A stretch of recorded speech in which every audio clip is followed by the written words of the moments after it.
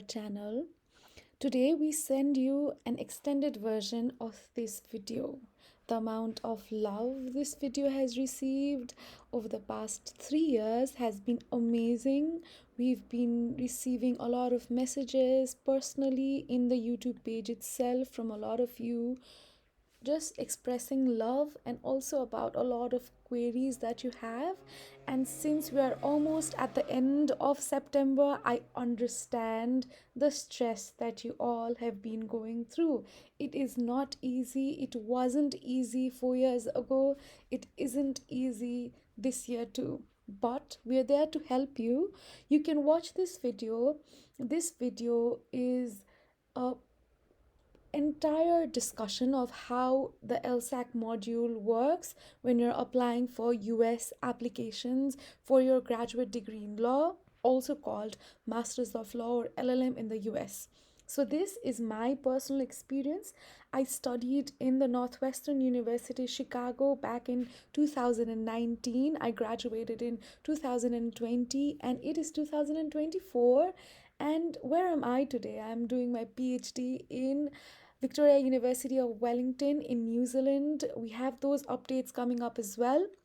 But the main reason of us doing this video today is we have received a lot of comments on this video asking about a lot of issues that we missed when we made this video 3 years ago. So we are here to complete it.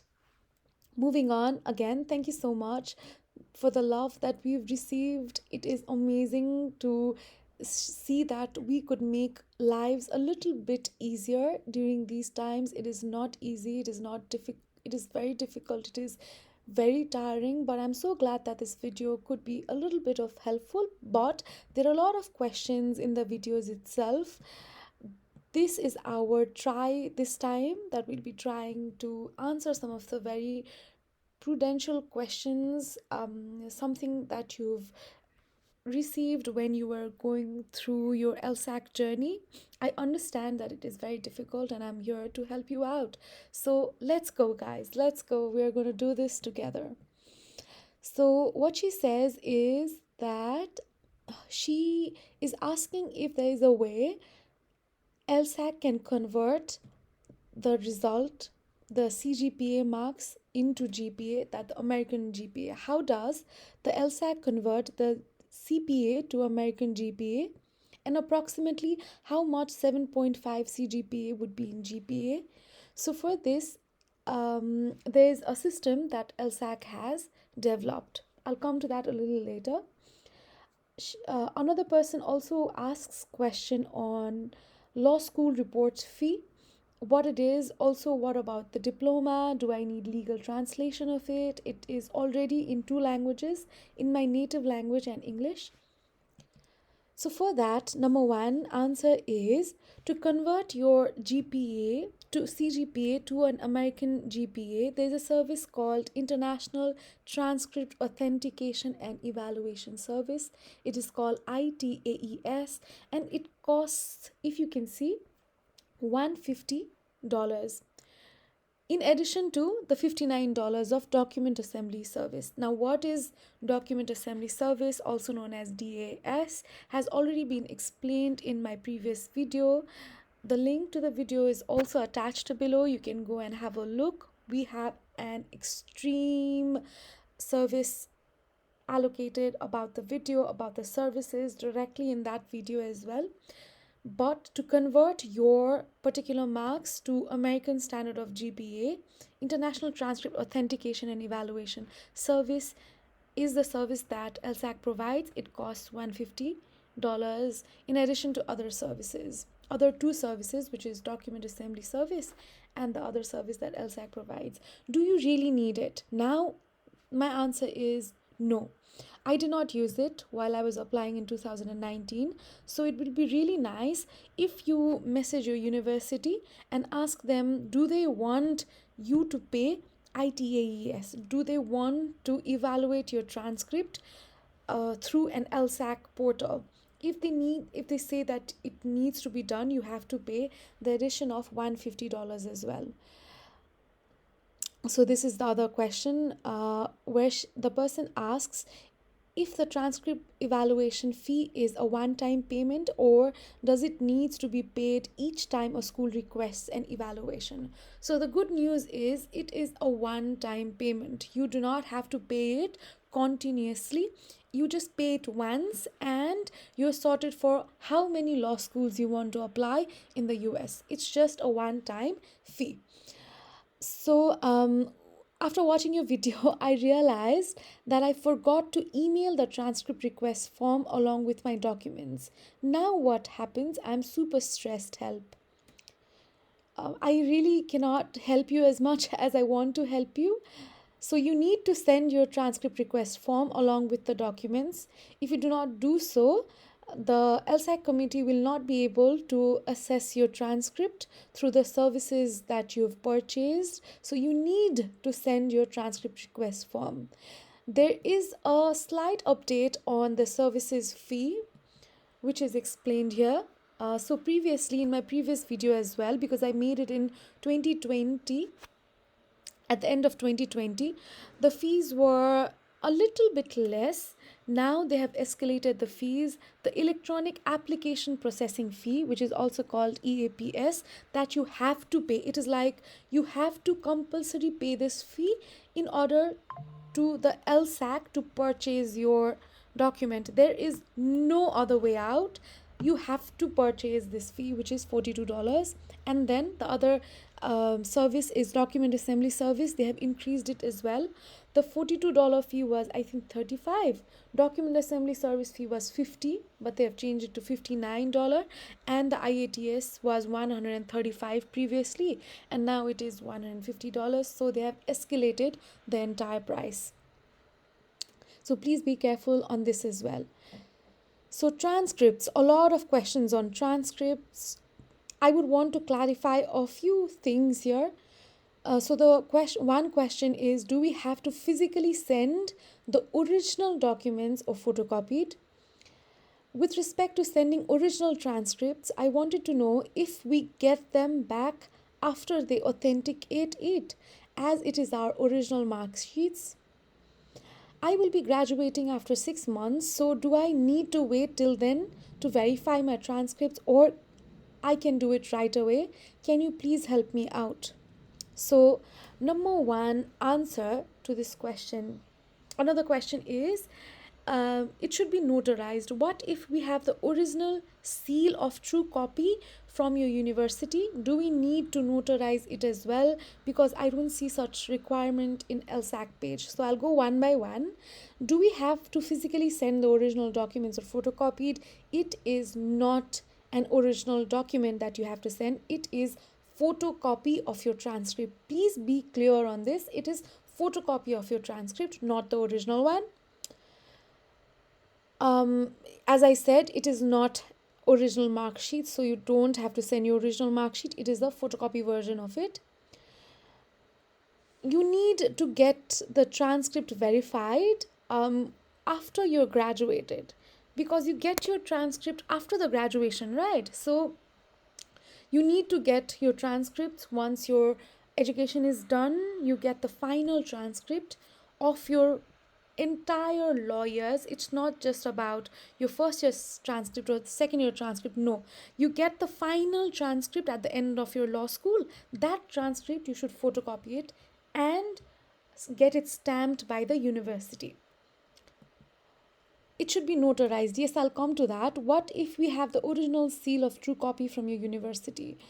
No. What they really want is a stamp about the form, transcript form, and the photocopied version of your transcript, which should be sealed in an envelope, and the envelope should be stamped by the university or should have flaps all over about the university's name in the envelope itself.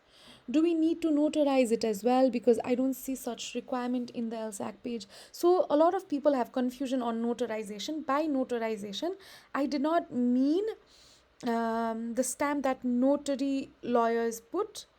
I'm sorry if I created such confusion. I was talking about the stamp that university puts while authenticating your LSAC transcript request form. So if you see this transcript request form, at the end, it is institution contact person's name, institution mailing address, phone number, fax number, and email address, name of the institution.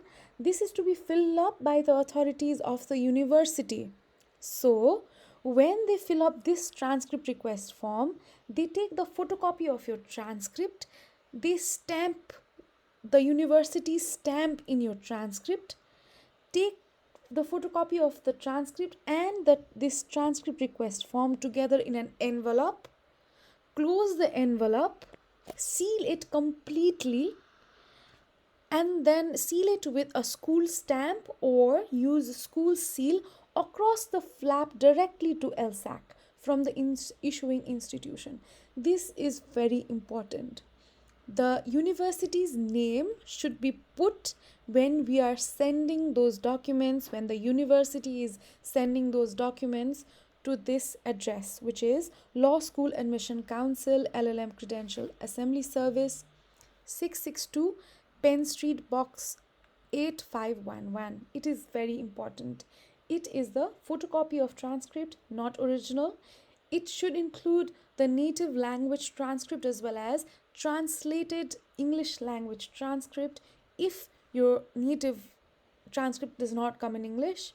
It should be kept in sealed envelope with school stamped and use the school seal. Students cannot send it. I cannot stress this enough. As an individual person, your name cannot be in anywhere outside the envelope, like to and from. It cannot be from XYZ student name. It should be from Tribhuvan University. It should be from Lahore University. It should be from Bangladesh University. The university's name should be on the front of your transcript request forms and photocopied transcripts envelope. So, because I'm from Nepal, what is the required credential? It is that an official institution issued or attested true copies in English of university issued comprehensive mark sheets or transcripts and diplomas or provisional certificates for the completed program. It is strictly written here. A lot of people have questioned me this. Who is the official institution? It is not the college. It is not Kathmandu School of Law, but it is Purvanchal University. It is not Nepal Law Campus. It is Tribhuvan University. Documents for all post-secondary studies must be issued by the university or autonomous college. If your college is an autonomous body, it has received the status of autonomous body from the university itself, then it's fine. If it's not till date, you need to attest it from the university itself. Documents issued by affiliated colleges are not acceptable. It's that simple. So another portion that I get asked a lot is recommendation. Thanks for sharing this. By the way, which one is better? Asking the referee to make a specific recommendation letter for one university or a general recommendation for all the schools I want to apply for? So I'll also get into this detail during my PhD application process video as well. But what I genuinely believe is if you are writing a recommendation for a university you genuinely want to go, which is of the caliber that you cannot miss it out and you feel that is very important to you, I think asking a specific recommendation letter from the recommenders will do good to you, is the best. But if you have no other ways and you want to use a general recommendation and use it at all the applications, it's fine too. But then, like, what do you really want to do is up to you.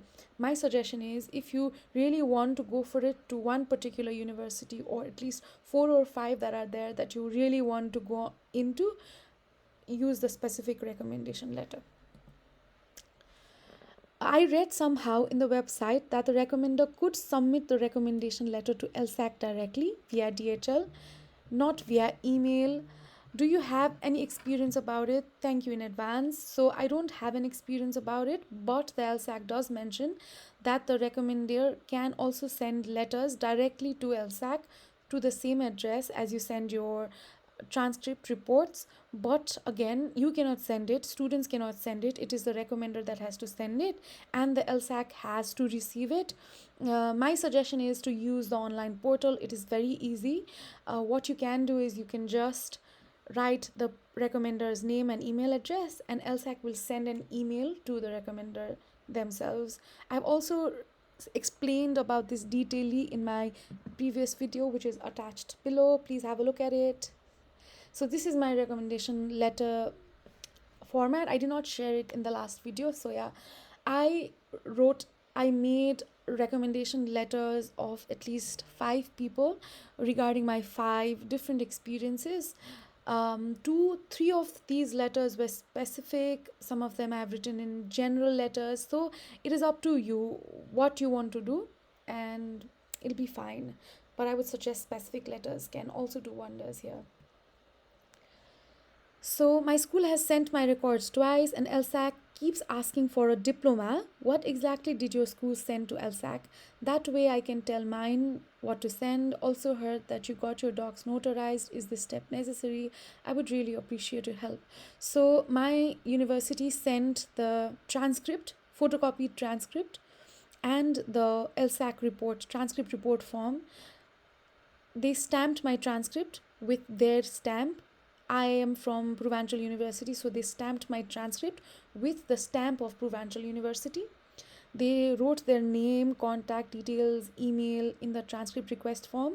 They kept both the document in the sealed envelope from the university's seal, and with my help, the university sent those documents to the to LSAC. So while DHLing, while using DHL services, where did the document go from? It went from Purvanchal University, and who received it? LSAC received it. Yeah, notarized. I told it already, it is not notarization by a notary lawyer. It is a stamp by the university. Apologies for my confusion for the use of word as well. How did I edit the transcript section to include another postgraduate law school program? Really important. Yeah, so according to US, whatever you study after high school is your post-secondary schools. So my secondary school or high school was +2 in science. I did it from Nepal, Kathmandu. So any education after secondary is post-secondary, and you have to use the transcript request form. So after +2, I studied law for BLLB. So I use just one transcript request form. But then if you are going to include another law degree, you also need to do the same process. So it is BLLB and your other law degree as well. So if you have 2 law degrees, you need to use transcript request form for those 2 law degrees and attach it. They have it in the options. So your post-secondary degree is anything that you have achieved after your high school. That is also the reason probably they ask about diploma. That is, after secondary school, if you've received any diploma, you also need to attach it here. So yeah. If you got selected in one university, then can we wait for the other one for its letter without rejecting the offer of the first one? It depends on the deadline. So what is the deadline that they have provided to? Because generally universities provide deadline to accept the offer. If they give you on 1st of December, they generally ask you to give a reply within 1st of January or 15th of January, something like that. So within that time, if you receive another offer and you're able to assess which one's better, great. But deadlines are pretty serious in the US, so you need to be on your toes. I created an account for JD by mistake instead of LL.M. What to do? You can create a separate LL.M account with a separate email address. It is fine. But just to be clear, when you're applying for JD, there is a system that is very different from when you're applying to LL.M. So when you're going to LSAC website, please see that you make an account of LL.M degree when you're making an account in the LSAC portal. it is not JD. They have a separate account, and LLM is completely separate. The systems are completely separate. Is LSAT necessary for Northwestern or other US LLM courses? No, LSAT is not necessary for any master courses, LLM courses that you do in the US. LSAT is required when you're doing a JD in the US. So yeah, thank you so much, guys, for all the love, for all the lovely comments, everything that has been given to us in this particular video, which we are attaching below. Thank you so much. This is my channel, and in this channel come we've thank you so much. We look forward to receiving all the love again. Thank you.